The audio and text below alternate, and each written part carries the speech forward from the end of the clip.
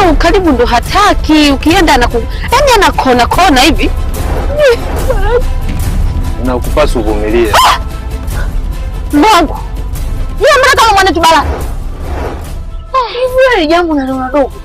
Kile ni kifo ndugu yangu. Hey!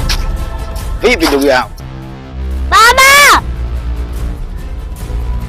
Baba!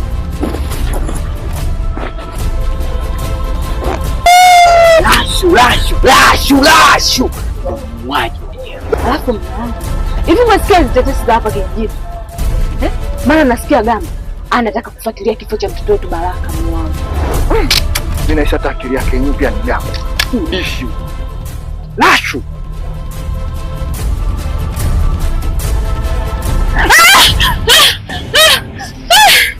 Lakini naumia mzee, nafsi yangu inateseka sana juu yako.